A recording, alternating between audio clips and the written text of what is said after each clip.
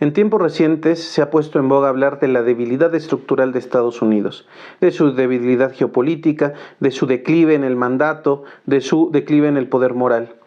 Todo esto tiene una raíz en el declive económico, que a continuación explicaremos, que se empata perfectamente con los miedos a la burbuja financiera. La semana pasada, hace 2 semanas, la bolsa de Tokio se vino abajo y aunque el sistema no colapsó y solamente fue un miedo, el miedo está latente de que en cualquier momento cualquier burbuja pueda reventar, burbuja financiera, y esto pudiera ocasionar un grave daño a la economía. Por eso hoy explicaremos de dónde proviene esa debilidad estructural de la economía norteamericana. El primer gráfico, hoy vamos a ver 3 gráficos, es el de la tasa de ganancia del sector o de las empresas en Estados Unidos. Es importante mencionar que esta tasa de ganancia no son de firmas financieras, y esto lo explicaremos adelante. Estas son las empresas que hacen una actividad económica productiva, llámese industria o comercio, pero que están generando bienes y servicios en la economía real. Como vemos en la gráfica que se expone, viene en picada desde 1945, que es desde donde empieza el dato, que bueno, empieza ese dato porque es el año en que Estados Unidos asciende a la hegemonía mundial después de que acaba la Segunda Guerra Mundial, y es el único país que no sufre una devastación en territorio nacional. Todos los demás países de Europa, incluyendo la Unión Soviética, tenían destruido el país. Estados Unidos no. Entonces esto le permite tener una actividad económica acelerada desde el primer momento. Por eso medimos desde el 45 y vemos claramente en la gráfica cómo esta tasa de ganancia va en picada. Y a la fecha, no ha dejado de caer, le podríamos decir. Sin embargo, es preciso dividirla por periodos, que son periodos, este segundo gráfico es la misma del anterior, pero ahora dividido por periodos. Esos periodos no se construyen aleatoriamente, sino que son periodos de la vida nacional de Estados Unidos que pueden desglosarse. Tenemos 4 periodos de la hegemonía norteamericana. Primero es la Edad de Oro, segundo es la crisis de esta tasa de ganancia, tercero es la recuperación neoliberal y el cuarto es la larga depresión. Cabe subrayar que si bien estas épocas son también tratadas por historiadores, estas en particular son hechas por Michael Roberts, el economista británico, que se la pasa escribiendo también en su blog. Lo invito a leerlo. Su blog es Next Recession, pero si ustedes ponen Michael Roberts, economista, les va a salir. El primer periodo, el Golden Age, o la Edad de Oro del capitalismo norteamericano, va del 45 a mediados de los 60. Y podemos ver cómo en esa parte, en el primer periodo, la tasa se mantiene elevada, o vamos a decir que va en ascenso, ¿no? Vemos que se mantiene por arriba del 15%, pero eso es solamente un año, cae por debajo del 16%, los demás se mantiene por encima del 18%, y llegó el punto más alto en el 65, que es el 22% de tasa de ganancia. Vemos que entonces en este periodo es cuando vemos que Estados Unidos florece dentro del escenario mundial, se producen autos a gran escala, va compitiendo en la Guerra Fría, llega a la Luna, etcétera. Vemos todo este liderazgo de la economía norteamericana, ¿no? Estamos aquí hablando de economía. Entonces, la Edad de Oro es una edad en la que las tasas de ganancia son altas dentro del capitalismo norteamericano. Y entonces viene la crisis de la tasa de ganancia. El punto más alto es el 65 y luego no deja de caer absolutamente en ningún año hasta el año 81. Son aproximadamente 14 años de caída libre de la tasa de ganancia, como verán. Estuvo en el 22% el punto más alto a casi el 12, ahí dice el 12.7. Es una caída prolongada y sostenida de la tasa de ganancia en apenas 14 años o 15 aproximadamente. Este es el periodo de lo que se llamó la crisis del estado de bienestar, y hay historiadores y politólogos que lo han analizado mucho. La crisis del estado de bienestar, ahí sucede por ejemplo la derrota en Vietnam, muchos sucesos de la revolución de Nicaragua, la caída del Shah de Irán, que es un aliado norteamericano, y ahí podemos establecer muchos paralelismos de que Estados Unidos tiene muestras de debilidad, ¿no? Pero aquí estamos hablando de economía y vemos cómo del 65 al 81 la tasa de ganancia cae de manera estrepitosa. El año 81 es importante para la economía norteamericana porque desde el 79 se venían ensayando las reformas neoliberales y este es el tercer periodo, la recuperación neoliberal. Paul Volcker en el Shock Volcker del 79 hace las tasas de ganancia, aumenta las tasas de interés y hace que los países del tercer mundo tengan que pagar. Es la crisis de deuda para muchos países, incluyendo México, por eso coincide el año 81 con la crisis financiera de México del 82 y podemos hacer un largo paralelismo. Lo que quiero aquí exponer es que en el 81 se establece el neoliberalismo en Estados Unidos y eso genera una recuperación de la tasa de ganancia. Vemos que aquí lo importante es que se frena la caída estrepitosa y tenemos un ascenso del 12.7 al 17.2 y eso es un ascenso, ¿no? Vemos entonces, hasta ahorita llevamos 3 periodos, las altas de la época de oro, la caída estrepitosa de la crisis de la ganancia y luego la recuperación neoliberal, que es este tercer periodo, y más o menos llega hasta el 97, que es el punto más alto. Pero aquí lo importante es la caída estrepitosa del 2001. Entonces ya estamos hablando de un nuevo periodo de caídas. La recuperación neoliberal dura del 81 al 97 y entonces del 97 en adelante se vuelve difícil sostener estos crecimientos. Y en 2001 vemos... Esta es la crisis de las .com, que es una crisis financiera, ¿no? Recordemos que las empresas .com habían cometido fraude, engañando en sus hojas contables, y se creó una burbuja financiera a partir de productos fraudulentos y cayó. Luego vemos que vuelve un poco a alzarse, pero en 2008 cae de nuevo la bolsa la bolsa de valores de Estados Unidos, con lo que recordamos como la crisis de las hipotecas. Está muy bien documentado ampliamente por analistas y hasta en las películas. Entonces vemos que del 2001 apenas si empieza a recuperar de nuevo y ya vuelve a caer. Luego del 2008 vuelve a medio recuperarse. Digo a medio recuperarse porque nunca vuelve a recuperar niveles anteriores, que sería el 17.2. Su punto más alto, con el que inicia el periodo, nunca se vuelve a recuperar. Es decir, la economía norteamericana desde el 97 se puede decir que ha empezado su caída, ¿no? Aunque si lo vemos, ha empezado en realidad desde el 65, ¿no? Entonces, en 2008 cae la bolsa, cuando apenas estaba volviendo a recuperar la economía y no se había acabado de recuperar. Y luego en 2009 en adelante vuelve a haber ligeros subidas que no se han recuperado a niveles anteriores del 97, pero la crisis del COVID vuelve a traer caídas, ¿no? Y entonces podemos ver que del periodo del 97 a la fecha, la tasa de ganancia no ha dejado de caer.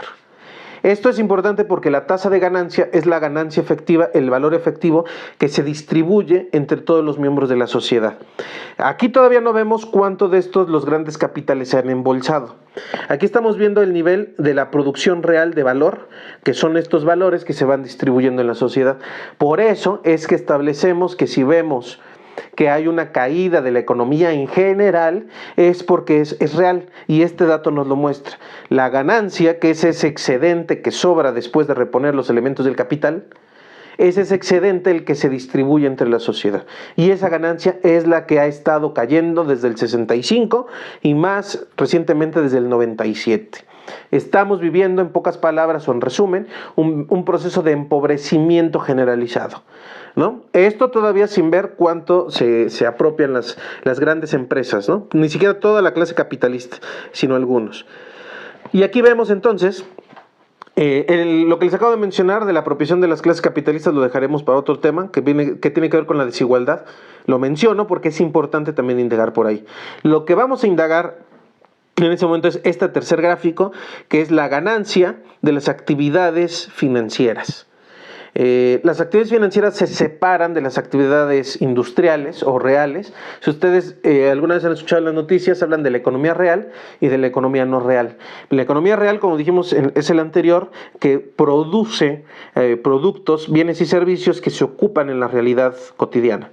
Valga la redundancia, la economía real se ve sobre los bienes y servicios reales, pero La ganancia financiera es ese dinero que se distribuye en la bolsa de Wall Street.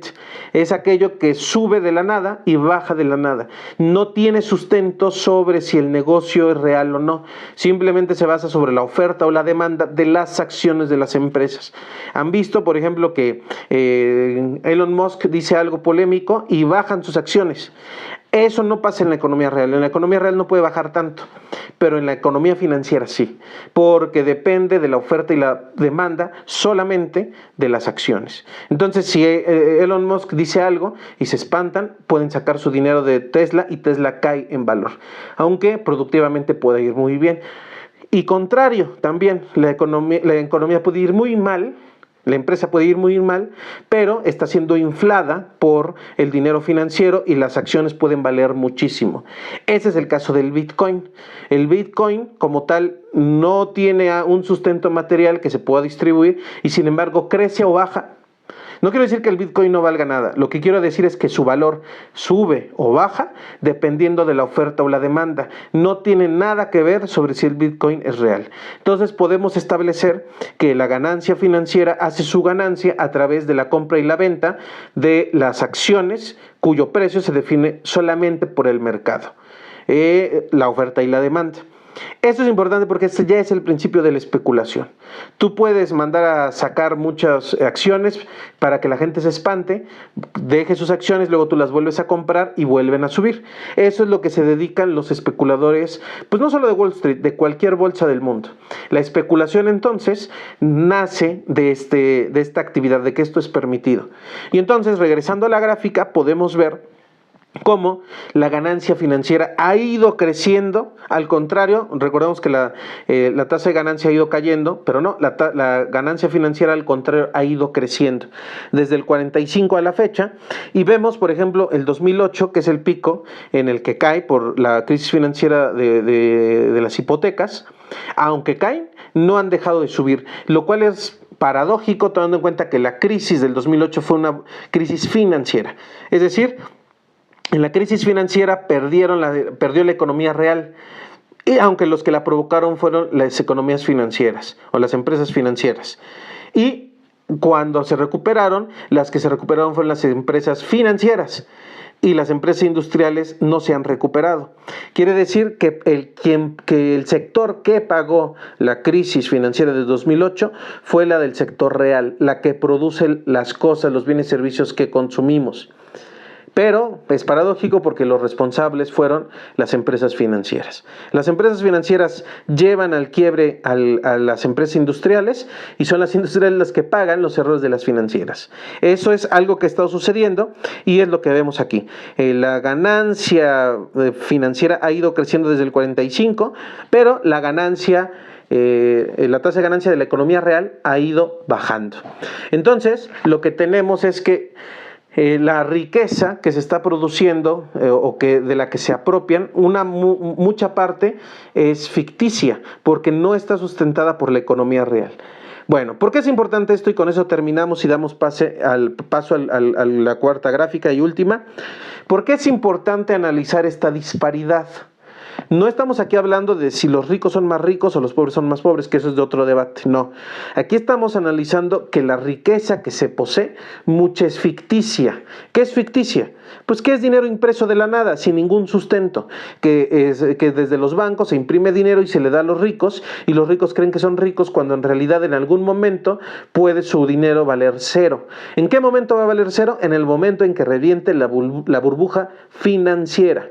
En los momentos en que las burbujas revientan, como ya vimos 2001, 2008 y anteriormente en el 29, es momento donde el dinero se disuelve en el aire porque no tenía sustento real, ¿no? Tú puedes tener $1,000,000 en el banco y tu empresa no producir nada. Entonces, un día de la nada, tu dinero ya no vale, pero tú no tienes economía real con la cual volver a producir y entonces llegan los grandes quiebres del capital. ¿Cómo se mide esto? Se mide con la Q de Tobin. Bueno, hay muchas mediciones, pero esta es una. La Q de Tobin es, a grandes rasgos, este indicador que mide si una empresa está sobrevalorada sobre el precio de sus acciones. Si es mayor a 1, Vamos a hablar de una empresa sobrevalorada, que lo que vale en la bolsa de valores no es lo mismo que su valor en la economía real. Si es mayor a 1, entonces es una empresa sobrevalorada. Si es menor a 1, es una empresa infravalorada, que su economía real vale mucho más de lo que vale en la economía financiera. Si es 1, hablaremos de un equilibrio.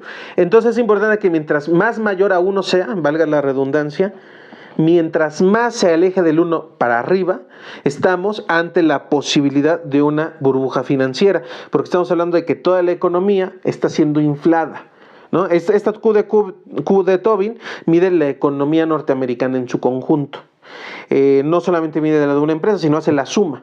Entonces esto, pues lo ideal sería que fuera parecido a 1, porque mientras más se aleje del 1, es más probable que la economía financiera reviente, ¿no? La burbuja reviente. Y como vemos estos datos, desde el 2009, o 2008, perdón, que se reventó la burbuja financiera, no ha dejado de subir. Aquí no se ven, por ejemplo, el COVID.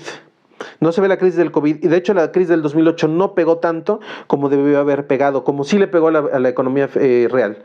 Entonces, desde el 2008 a la fecha no ha dejado de subir. Claro que tiene bajaditas coyunturales, pero no ha dejado de subir.